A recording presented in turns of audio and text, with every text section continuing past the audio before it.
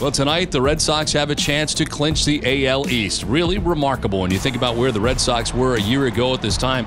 You know, we felt like we could match up against anybody, but it's the playoffs, you know. Whoever plays the best wins. Strike three. Lester's fired up. Playing at home is another level. You know, we got everybody behind us. There's no better feeling than that. Breaking ball gets away from Arancibia. Here comes Pedroia, and he will score the game's first run. I knew we were winning the whole thing, to tell you the truth. The game was over before it started.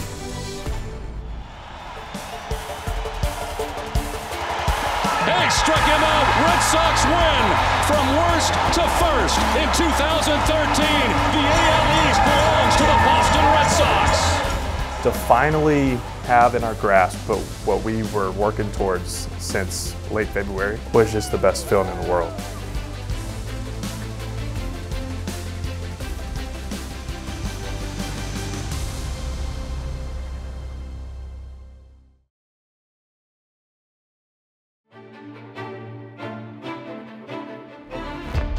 Playoff atmosphere, you know, in Boston is there's nothing like it. It just had that buzz. I mean, there were so many people here. You just get a feeling like you're going to go play as hard as you can and do everything you can to try to win that game. I think the confidence of this team always remained high. This was a team that was resilient in many ways. And going into the postseason, we felt like we had a very legitimate chance of what was taking place. We talked about winning the World Series every day and talked about what we needed to do as a team to shore up any deficiencies that we had, and just the accountability man to man in the room was tremendous. We were playing loose. We had a good time, and you know that's part of it. It is long seasons. You go through you know, ups and downs, injuries. I mean, we put ourselves in a position to win, and we felt confident, you know, going into the postseason. When you're in Boston or in these big markets, other teams are bringing their A game every time they play, so there's nothing you weren't going to see. You know, we had been almost wire to wire first place, pretty darn consistent throughout the year. I had all the confidence in our team. Honestly, I use the word love, like we loved one another. We would do anything for one another, you know, and that was what was cool about it, that, you know, when times were tough and things weren't going good, you knew that no one was panicking, no one was, you know, giving up. You just got to keep going. If we lose, we lose, but we weren't going to just back down. I think we felt we matched up against any team favorably. We were sound defensively, we were opportunistic in terms of running the bases and always looking to take advantage. You know, we felt like we could match up against anybody, but it's the playoffs, you know. Whoever plays the best wins. Whoever finds a way to get that big hit, you know, that's going to be the difference in winning and losing. Tampa was really, really good. You got to get lucky, you got to get some hops. I think one of the lucky things is, you know, Will Myers dropping that fly ball. You know, the opening game here, John Lester's on the mound against Tampa, and I think Meyer might have been the one that lost the ball in center field. And, you know, our crowd just took that as an opportunity to really make their influence and their impact on playing at home. And we rode that energy that they provided us. Swing and a miss. He struck him out. Johnny Gomes puts the Red Sox on the board. Pitch was swung on Will Tapper. Charged by Pedroia. He has it on the first, and the Red Sox win it 12-2. Expectations very high here with Red Sox fans. Strike three. John Lackey with a huge strikeout. Swinging a high deep drive right field. If it's fair, it's gone way, way back. She is gone! And the Red Sox have taken a stranglehold on this series, 2-0. We played against Tampa, and Victorino told me that you guys are getting ready to go on a journey here. It's going to be pretty cool. And I was like, yeah, what do you mean? We won a championship last year in AAA. Just joking with him. And he was like, no, man, this isn't going to be the same. Swing and a miss, he struck him out. It's over, and the Red Sox are headed to the American League Championship Series. They take care of the Tampa Bay Rays in 4 games.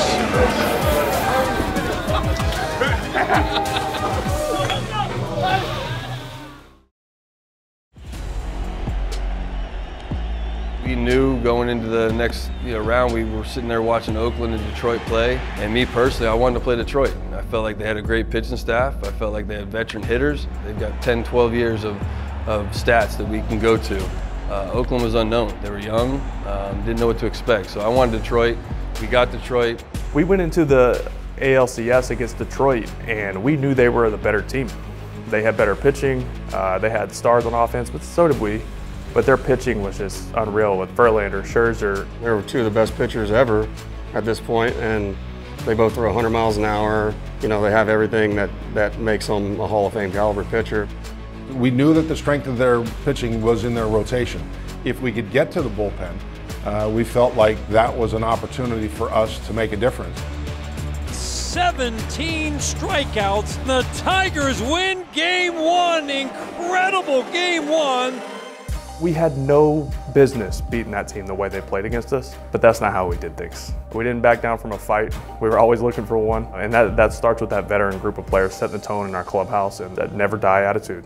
Scherzer menacing this evening. It's gone! A home run! The Tigers take a 5-0 lead in the 6th. I remember looking into the bullpen and seeing their closer in there, and I remember in my mind thinking, I have to get on base, because if I can get on base and get David up, that's a great matchup for David to hit a home run. Luckily, I don't know if this was fate or whatever, I got a base hit, and I remember getting on first with the bases loaded thinking, like, I hope they bring in their closer, because this is, like, if he throws this one pitch, I know David's gonna hit it out. I'm glad that he threw the first pitch splitter based on the history that we have a couple of months before when he became to be a closer, you know, and we battled and that a bat that won a bat during the regular season. 2-2. And a swing and a miss, strikes out Big Papi. He know that I was a good fastball hitter, and he got me out with the splitter, so I got to do my math. You either go for the fastball that he probably don't give it to you, he might show it to you, or you're going to go for the splitter that he's going to try to throw for a strike. So I went for the splitter, he tried to throw for me for a strike, first pitch, and the rest is history.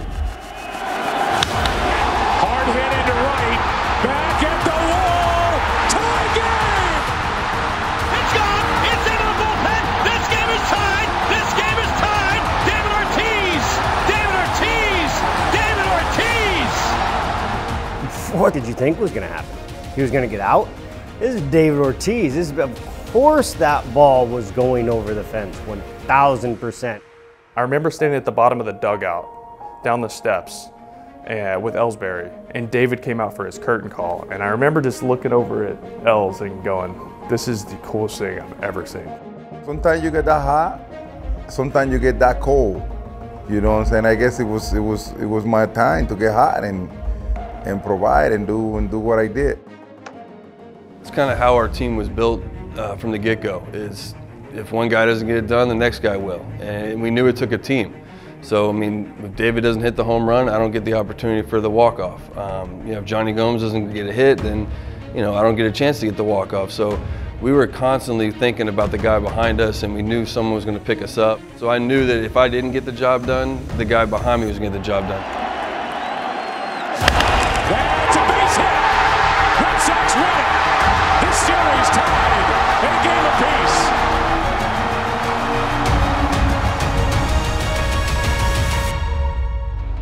There was no hype going into, for us, it's all about Verlander, going into Detroit. Nobody's talking about John Lackey, and John Lackey really shoved it. A strikeout starts the inning. Swing and a miss, he got him. Strikeout number 8. Back at the wall, the Red Sox have taken the lead. Red Sox win Game 3. He's got it, and the Red Sox have won it, and they take a 3-2 lead. They have captured Game 5, heading back to Fenway in Game 6. Boston Red Sox are one win away from a trip to the World Series. It's a rematch of game number 2. Buchholz against Scherzer. Good pitching can definitely stop any type of offense, but also it wake up offense. When you know as a batter that you're facing a good pitching, you want to make sure that whenever they give you something to hit, you don't waste it. Scherzer pitched a really good game against us, but at some point, I mean, he can go no more.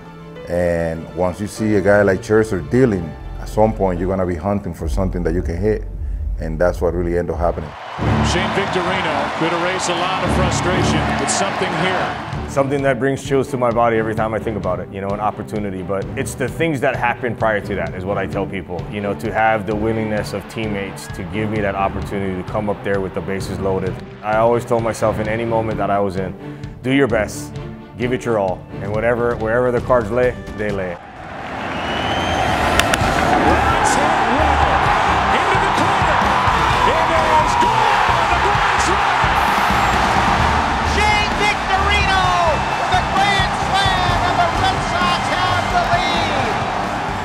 I was sitting at the top bench, and Mike Napoli's sitting right next to me, and I said, if he goes deep here, I'm going to kiss you right on the neck. And I'm like, for sure, and then sure enough, he did it, and you see us on camera, he's like kissing my cheek, and we're jumping up and down like little kids. I think what goes missing in the story is it was off Veras, who's right-handed, and Shane Victorino is a switch hitter. Shane Victorino hit a freaking grand slam in the postseason, right-handed against a righty, and he's probably only done that a few times in his life. Ninth inning, the Red Sox 3 outs away from advancing to the World Series. Koji Uehara is on the mound. And now they won the pennant. Hey, let's go to the World Series! It's the third pennant in the last 10 seasons here in Boston. It started in '04, and a 4-game sweep of the Cardinals in the World Series. A rematch is coming, and it starts on Wednesday night.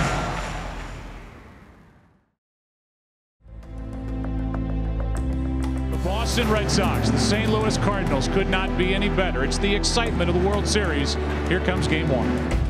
Anytime you get a pitch a World Series game at Fenway Park, I mean, it's pretty special.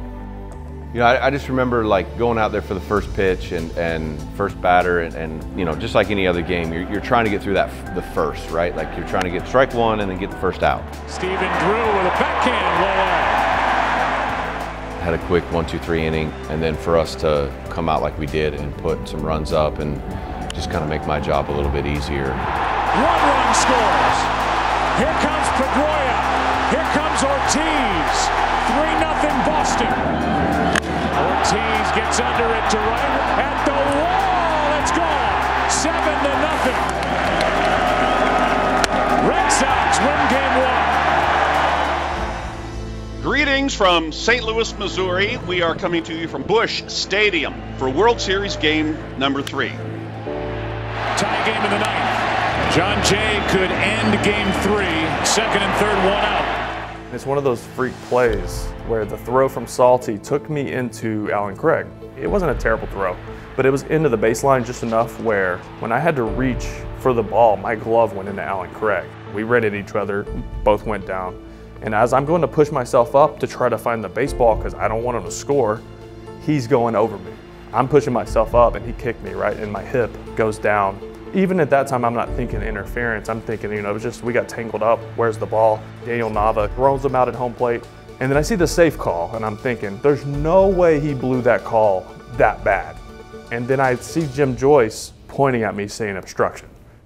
It just goes like silent in my head. Like I don't hear the fans, nothing. I am just seeing red. So I asked Jim Joyce in the moment of it, you can kind of see me running at home plate with my hands out, saying, what am I supposed to do? Where am I supposed to go? And Jim goes, you got to disappear. And I said, Jim, I didn't work on that in the off season. I don't know how to do that. When Middlebrooks is laying on top of the runner at third base, you think, okay, how's this mess going to get untangled? And then when they end the game with the call of interference, which, you know, going back and looking at the video, there's no question that was the absolute right call that they made at a pivotal moment. That was another example of how unique that season was in that play. Stage is set for game 4 in a hole 2-1 after the controversial ending last night. Land rolls through 4, and the Cardinals lead 1-0. Yeah, the speech was extremely needed at the time, and I think we were all kind of looking around of like, who's gonna say something, who's gonna snap, who's gonna get us out of this funk. And it was like 2 innings, 3 innings, 4 innings of it. At some point, it looked like we were either a little intimidated by St. Louis, or some of the guys kind of got too comfortable, or they probably lose their focus.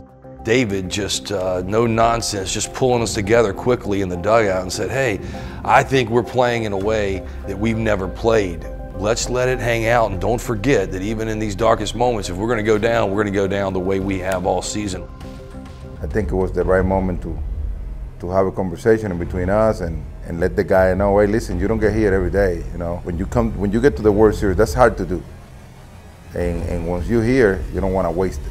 Let's just enjoy it every single opportunity that we get. But I forgot that I had to go up and battle.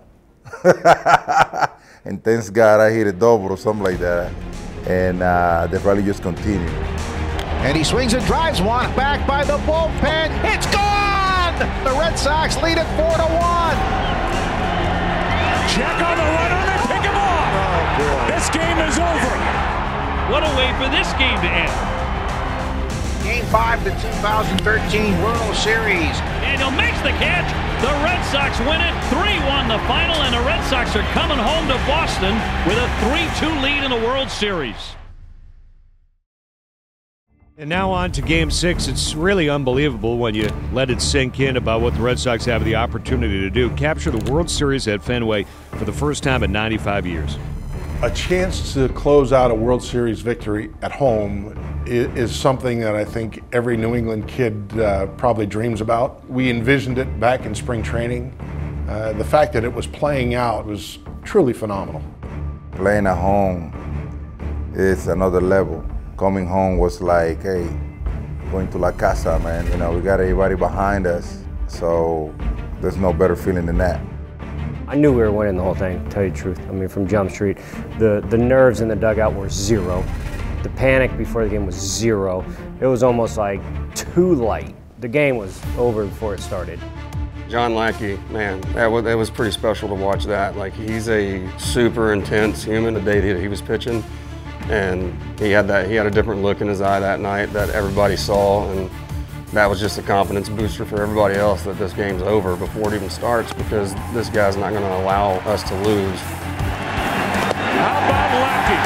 Inning over. John Lackey was ready for the moment. Like I said, it was one of the greatest redemption stories of where he'd come from through his time in Boston to standing on the mound, Game 6. The bases are loaded for Shane Victorino. High fly ball to left. Here comes Ortiz. Here comes Gomes. He is safe. And it's 3-0 Boston. High drive, right center, back by the bullpen, and it is gone! Steven Drew hitting that home run. I was in the on-deck circle and they would like look. I knew it was gone when he hit it, and we would look in the stands and take that in and watch, you know, everybody at once just jumping up and cheering. Looking at that, knowing that the game is about to end, and looking at Petey and he's giving me that smile, he's already won one, and sitting there looking on like, man, this thing's really gonna happen. Well, wherever you are, throughout New England or around the world, you're gonna remember this forever.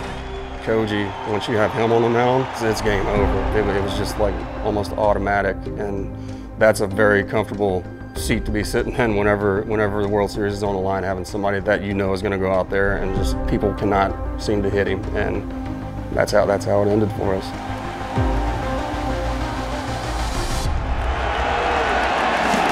It hasn't happened at Fenway Park for 95 years. The Red Sox are world champions. The 2013 Red Sox are the world champions, and Boston strong. まさか優勝できると思わなかった。At a loss for words, especially thinking back on how the season started and how the season went early on. Being there is just full of emotions and left them speechless. Koji's never felt so light. Another man's never felt so light in my arms. I hadn't picked up too many men like that, but he jumped in my arms, and I, you know, just like how happy that feeling was. That was special to win it in front of our fans in the city. You know, you'll never forget something like that.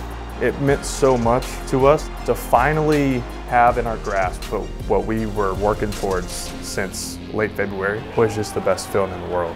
Be able to party with people in Boston at Fenway, at Game On afterwards, you know, on Boylston, the whole shebang. It was an amazing experience.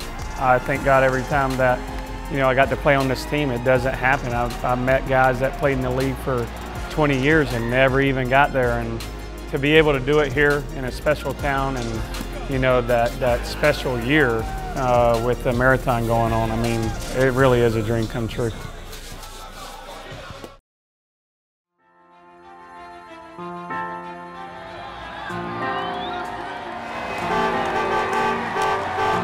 Such a glorious day. I remember the playoffs were cold and kind of drizzly, but parade day, the streets were just full of Bostonians, so proud that had overcome a really tough few months.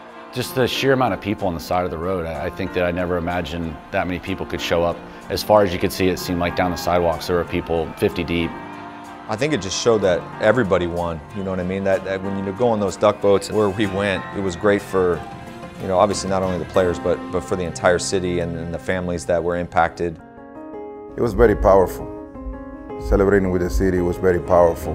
And getting to the finish line and drop the trophy out there, that was something that it was remarkable. I like to say all the time that we jumped on the city's back. You know, they like to say they jumped on our back, but we jumped on the city's back. They brought so much energy. Johnny putting that trophy down and just letting that moment be, putting the 617 jersey in that and saying, look, don't just say when you walk by here in the future that this is where the bombs went off. Tell the rest of the story, and that we did overcome months later. Stop and recognize the fallen ones that we lost on that day, recognize the heroes from that day. Just tremendous, tremendous energy. That whole season, we were playing for so much more than just our team or the organization. We were playing for a city. We went and visited hospitals after the bombing and seeing how happy doctors and nurses and patients were to watch the Red Sox players come in. And I've never felt so connected to a city so fast. So every night you felt an obligation that you're playing to lift up some spirits. You know, for us, it was like when we were performing, it was, you know, to let the fans and the city take their minds off of what happened for, you know, a couple hours, to try to give them some joy. Just kind of like the last boom, like we did it. It was an exclamation point for the city. It was special. I mean, just the group of guys that we had an attitude about us, and the way we played, we were fortunate enough to be good and win. So it was kind of a perfect match of players and city. We had a bunch of guys that pulled for each other, that did all the little things better than everybody that year, because we didn't out-talent people. You know, I know that. We out-willed and we out-executed. You don't get to be a part of something like that very often, and you got to hang on to it whenever it does happen and try to savor it. When you get an opportunity to do something that you love every day, you know, never take it for granted. I was lucky to be able to, you know, look back and be here and look back on that 13 World Series, and, you know, it's definitely something I'll never forget.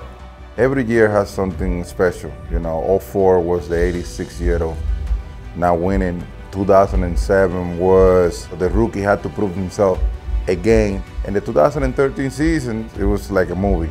Not even if you put him in a movie, it would look that good. 2013 was a historic year for many, many reasons. To me, though, to be part of a team that not only had success on the field, but helped a city heal, and I think when you look back on that historically, it's certainly something bigger than yourself, and I think to be part of that is really, truly special. 10 years later, it's absolutely life-changing. 2013 Red Sox is a really damn good team. It really was.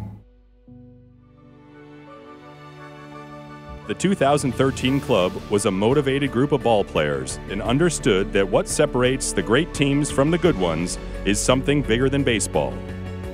Today, on Marathon Weekend, they have come from all corners of the world to return to the city they love, the city of Boston, to honor the strength of the city, remember those lost, and celebrate an unforgettable year.